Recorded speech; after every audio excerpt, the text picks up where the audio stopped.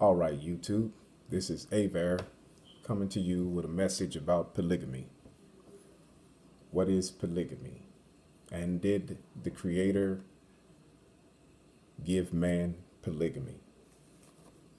In Genesis chapter 16, it says, Now Sarah, Abraham's wife, bare him no children, and she had a handmaid, an Egyptian, who was named Hagar. And Sarah said unto Abraham, Behold now, the Lord has restrained me from childbearing. I pray that you go into my maid, that I may obtain a child. And Sarah, Abraham's wife, took Hagar, her handmaiden, and gave her to Abraham. So when we read this verse, a lot of people think that God sanctioned polygamy. Well, the only problem with that is that the text says that Sarah gave Abraham Hagar to wife. What a lot of people don't understand about the ancient Mesopotamian culture is that in the ancient times they had what was known as the childbearing women, and they had the concubines. The concubines were specifically used for sexual purposes. In fact, if you go back into the days of Lamech, Lamech was the first to have taken two wives and one wife. In ancient times, what they would do, they would give the woman a potion so that she couldn't bear children. It would do something to her womb so that she couldn't produce, for the purposes of her preserving her physical shape, her appearance, because she was specifically used for intercourse. She was basically a sexual slave, whereas it says in the book of Yasher that the childbearing women were specifically for having children, and they appeared to be, in the sight of their husbands, abominable. So this is where it comes from a biblical perspective.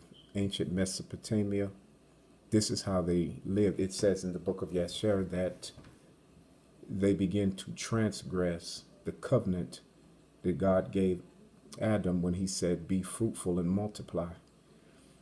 The problem is people don't look at the creative order. If a person looks at the creative order, you can see that when he told them to be fruitful and multiply, it was the two. It only takes the male and the female. It does not take polygamous relations or additional wives to fulfill the covenant.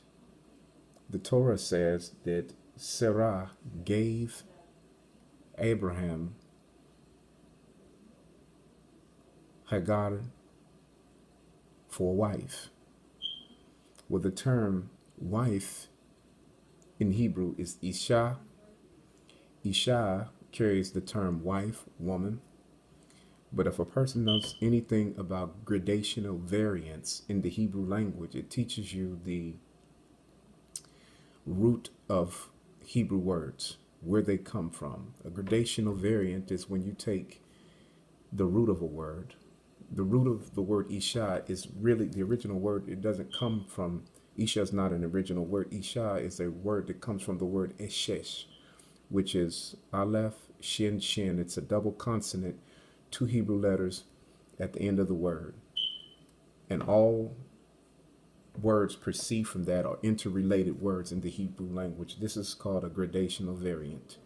So the origin of the word means to encourage. And what she was trying to do, she was trying to encourage God's word. But the problem is, and which has always been, man always tries to bring about the Creator's word their own way. She was told that she would conceive, and being in the land of Canaan for 10 years, nothing had happened. So she went about her way. So the term Isha not only means woman, but it means to create, to be able to materialize. And that's what she was trying to do. She was trying to do it in her own way. And so when it came about and she conceived, she was despised in the sight of the handmaiden. And so when she realized that she had transgressed and didn't go about it the right way, because the Torah says that You shall have a son from your wife Sarah. From your wife Sarah. So again, a gradational variant of the word Isha is a shesh. It means to create. She was given not as a wife, but she was given to procreate on the behalf of Sarah. Even in those times, she played the role in ancient Mesopotamia as a surrogate. If a woman had a child in those days, that child was then turned over to the woman who was in charge. But she made it plain, and this is why she had to flee from her mistress.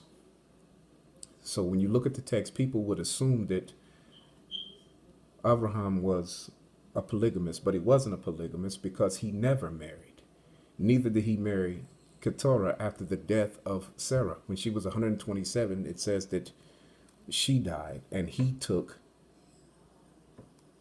Keturah and had those sons by Keturah, but she too operated as a surrogate or as a concubine. He never married. The term, what people don't understand is in the Hebrew language, when a man is connected to a woman in the sense of being his wife, the Torah uses a term, esheto. Esheto is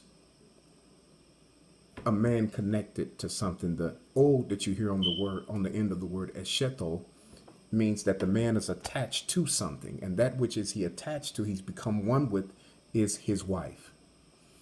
Whenever the term is used with Hagar or Keturah, they're simply concubines or a childbearing woman. In the ancient times, what they would call a secondary wife, which is not really a wife, is a childbearing woman. A childbearing woman would simply be just somebody that was picked and chosen to intercourse with to bring forth a child. She did not carry the status of a wife. And the concubine was just basically used for sexual indulgence, sexual pleasure. The term for a concubine in ancient terms is pelegish. Pelegish is just a woman that the man just used for his own pleasures. Just a sex slave. In our day, we don't call it that. They're just simply girlfriends. Women that have no intention on being married. Men have no intention on marrying them. They're simply just using the woman for sex. A concubine. I hope this was informative. Study your Torah. Amen.